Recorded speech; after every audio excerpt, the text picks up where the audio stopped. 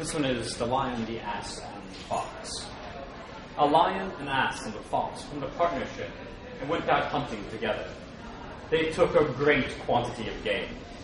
The lion then ordered the ass to divide the spoils among the three of them, and the ass very carefully divided the meat into 3 equal piles. He then said to the lion, "Help yourself to one of the piles." The lion became infuriated, and he attacked the ass and killed it. Then the lion ordered the fox to divide the spoils. The fox gathered all the meat together into one huge pile, and then said to the lion, "Help yourself." The lion, very pleased, asked the fox, "Who taught you to divide so well?" The fox replied, "The fate of the ass." Okay. All right, now we're going to read some fables that really aren't about social satire so much, but they're full of general wisdom about life. So they're going to have a variety of morals that sort of reach into various kinds of our experiences. And Amanda's going to start here.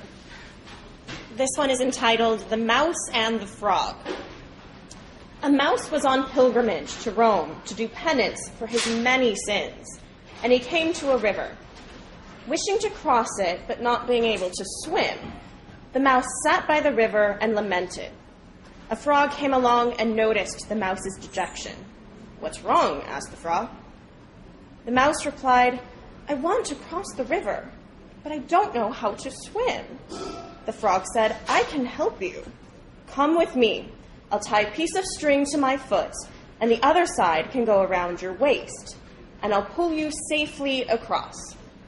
The mouse agreed, and the frog arranged the string and jumped into the water. Then the frog suddenly decided to murder the mouse. So he took a deep dive, pulling the mouse down with him. Just as the frog rose to the surface with the mouse still struggling to save himself from drowning, a kite flew overhead and spotted the mouse on the surface of the water. He swooped down and grabbed it, taking the attached frog with it. He ate them both, happily, feeling lucky to have stumbled across a doubly satisfying meal. The moral of this fable is that evil people themselves will end up entrapped by their own wicked designs. At least in a just world. And this one's a little odd. It's called The Lion and the Peasant. A peasant befriended a lion once, and the two conversed on many topics together. They spoke about their lineages, and the lion boasted, "I'm the son of a king, a member of the royal family." The peasant was upset by this boast, so he took the lion to see a painting which depicted a man killing a lion with an axe. "See," said the peasant, "men are better and stronger than lions." The lion said, "But who painted the picture? Was it a man?" The peasant admitted, "Yes, it was a man." "Come with me," said the lion, and the lion led the peasant to a castle where there was a lion pit in the back. The emperor had just thrown a criminal into the pit with the lion, and the lion was making pretty easy work of killing the man instantly. "See," said the lion, "you showed me a painting of a man and a lion, but I've shown you the real things. In reality, lions kill men, not the other way around." The moral of the fable is, don't trust fables or any work of art. Believe only what you see.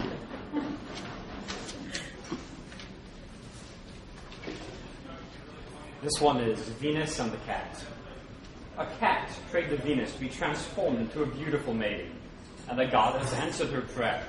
The cat became a lovely girl, who subsequently fell in love with the boy, and he with her. While they were in bed together, Venus wanted to know if the girl had any of her cat nature left inside her. So she sent a mouse into the bedroom. The girl leapt out of bed, chased the mouse, caught it, and ate it. The boy fled. Venus then changed the girl back into a cat, which was her true identity. This fable proves that evil and dishonest people though their exterior aspects may be changed, never renounce their true ways of life. This one is entitled The Wolf and the Dog. A wolf and a dog met while passing through the woods one day. The wolf looked closely at the dog and then said, "Brother, you look so fine. You have such shiny fur." And the dog said, "Yes, that's true. I eat very well, getting all the food I want. And every day I curl up and rest at my master's feet and gnaw on bones he gives me. All this is why I look so fine. If you would like to come and join me, you'll have more food than you could ever wish for." "Sure," the wolf replied, and they went off together. Before they reached the town, the wolf noticed that the dog was wearing a collar and dragging a chain behind him.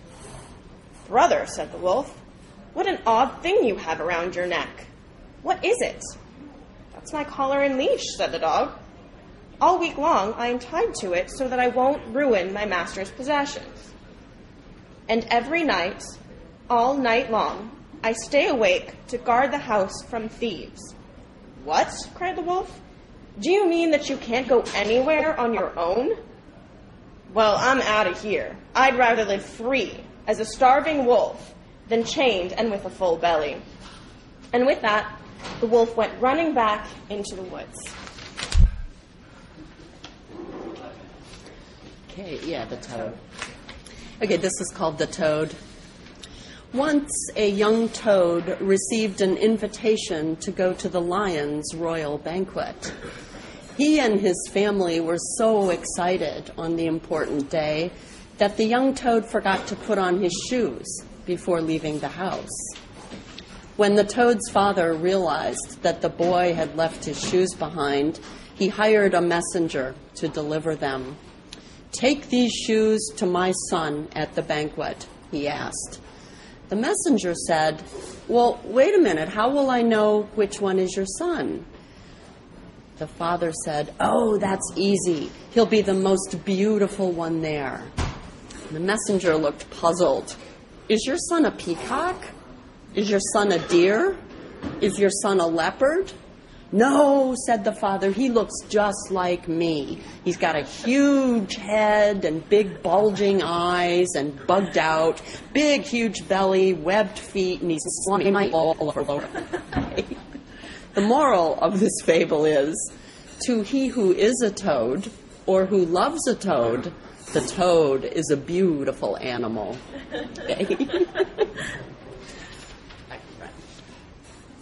This one is The Donkey and the Lapdog. There was a rich man who had a small lapdog as a pet. He enjoyed having the dog bark, leap upon to his lap, and lick his face. Clearly, the man loved his little dog very much.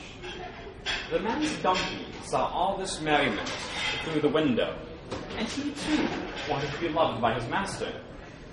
So he decided to do what the dog did. He burst into the house, brayed loudly, jumped up onto the master's lap, and began licking him in the face. The master screamed, "Help! Help!" And the household servants came running with clubs and maces, with which they beat the donkey mercilessly until he could hardly stand. He returned, in great pain, to his stall in the stable.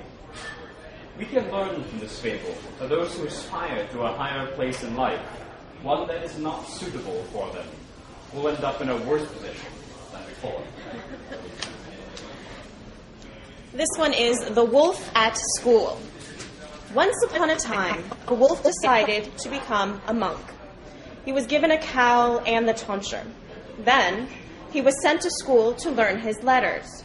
In the schoolroom, while learning to read the Psalms, the wolf was asked by the master, "Pater. What does it spell?" The wolf thought for a minute, and then said, "Lamb." The wolf was beaten by the master for getting the lesson wrong. The next day, the master inquired, "Deus. What does it spell?" The wolf replied, "Lamb." The wolf was again beaten for his ignorance. The third day, the master made the lesson easier by working only with the alphabet. A, B, C. What comes next? The wolf said, lamb. With this, the master kicked the wolf out the door and sent him back to the woods. The moral of this story is that no matter how one is dressed, one will always reveal one's true nature.